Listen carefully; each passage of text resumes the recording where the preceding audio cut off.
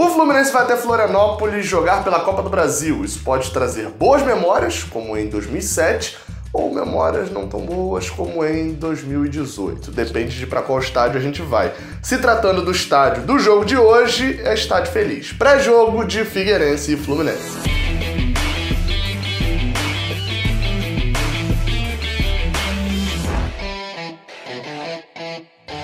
Seja bem-vindo, você guerreira de todo o Brasil e de todo mundo, aqui é o canal Raiz Tricolor, eu sou o Gabriel Amaral, sou jornalista e sou o Tricolor. Este vídeo aqui é o pré-jogo de Fluminense e Figueirense, na verdade, Figueirense e Fluminense, jogo de ida da terceira fase da Copa do Brasil de 2020. Deixe o seu like aqui embaixo, já vai apertando aí pra dar aquela moral aqui. Olha só, se você deixar o like aqui embaixo, o Fluminense vai fazer um gol nessa partida. Se você não deixar, o Fluminense não faz gol nessa partida. Então tá nas suas mãos. Tá aí, ó, tá no seu clique se você tiver no computador, no seu toque na tela, se você tiver no celular. Se você deixar o like, o Fluminense faz gol.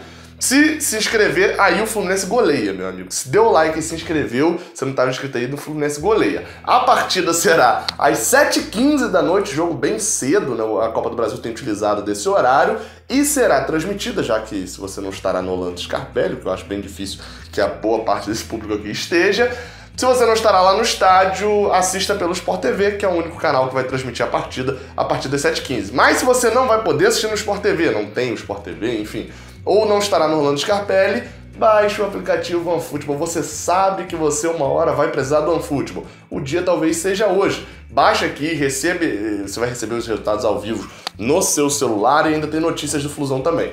O aplicativo é de graça, baixa aqui embaixo. Eu já abordei um pouco esse jogo, né, meio que um pré-jogo, entre aspas, desse Figueirense e Fluminense, lá no podcast que tá aqui na descrição também, né? Tá aí depois do link da OneFootball, tá o link do podcast. Eu já abordei lá, junto com o Phil, né, que faz o podcast junto comigo, sobre esse jogo. E uma das discussões que a gente se pegou ali foi na questão de ganhar a partida. O Fluminense tem que ganhar hoje? Será uma decepção caso o Fluminense não vença essa partida?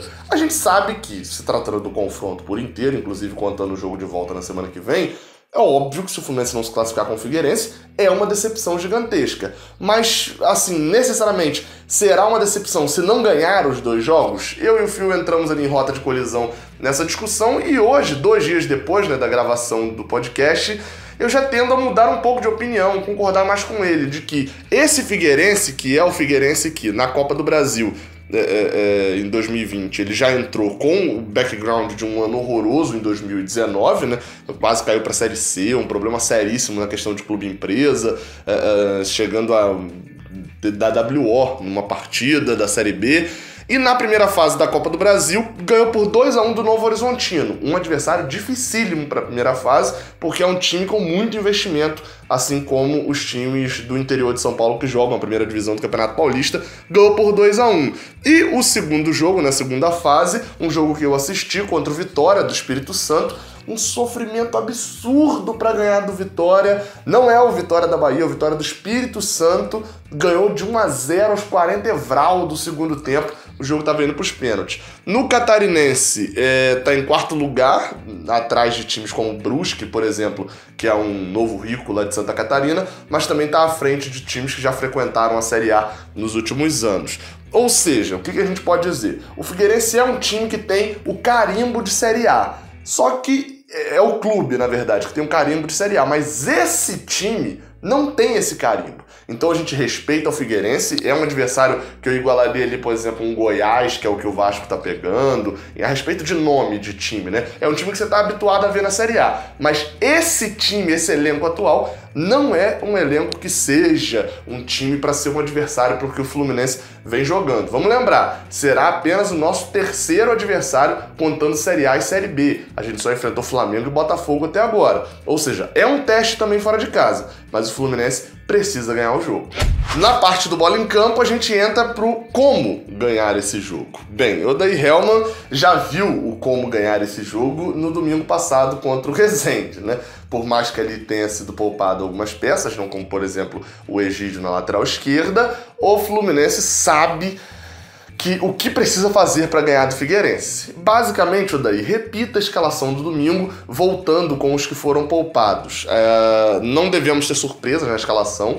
Acho que qualquer ataque ali que ele escalar dentro daquilo que é o prognóstico normal não será uma surpresa, né? Tem bons jogadores disputando vaga e os 7 jogadores da parte de trás não deve ter alteração, ainda mais considerando que Digão continua fora, não viajou para Florianópolis, está fora dos relacionados ainda por causa da lesão muscular. Outro desfalque também do Fluminense nessa partida é o meio-campista Miguel, também está com lesão muscular, sofrida no jogo contra o Resende, mas que também já não tinha muita chance de ser titular, não.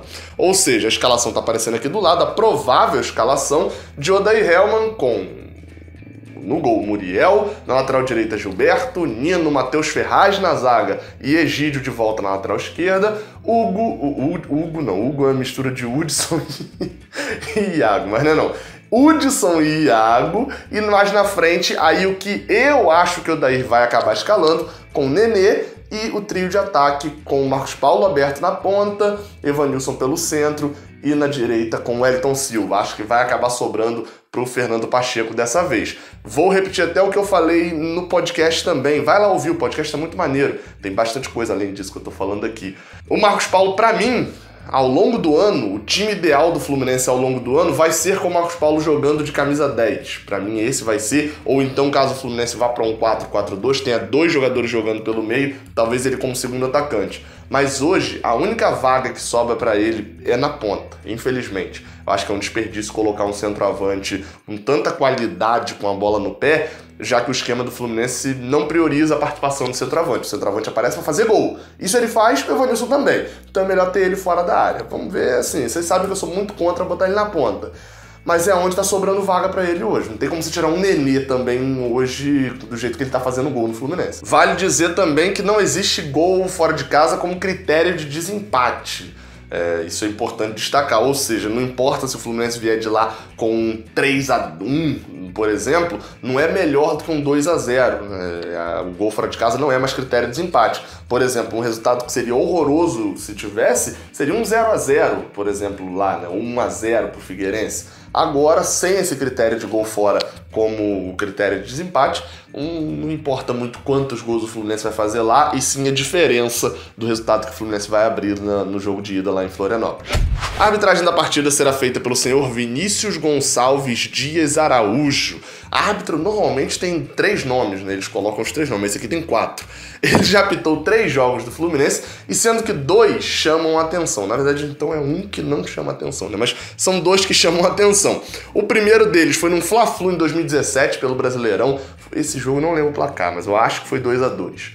Um gol de Dourado de pênalti, se eu não me engano. Mas um 2-2 com o Flamengo, se eu não me engano, em que ele precisou ser substituído. Ele teve uma lesão muscular e precisou que o reserva entrasse. Um fato curioso. E a última partida que ele apitou pelo Fluminense, na verdade apitou de um jogo que o Fluminense estava em campo, não traz boas recordações. Eu citei até no início desse vídeo, nem lembrava desse ponto aqui no final, que foi Avaí 1, Fluminense 0 na ressacada há 2 anos atrás pela 3ª fase da Copa do Brasil também, ou seja, a mesma fase desse ano, mesma cidade do adversário. Naquele jogo, na verdade, a gente estava sendo eliminado, já tinha perdido a ida por 2-1 pro Avaí, e ele apitou essa partida em nenhum desses jogos aí, teve um problema muito grande que a gente possa dizer que é um árbitro ruim ou bom. É careca, né? A única coisa que talvez eu possa destacar dele, mas vocês estão vendo a foto.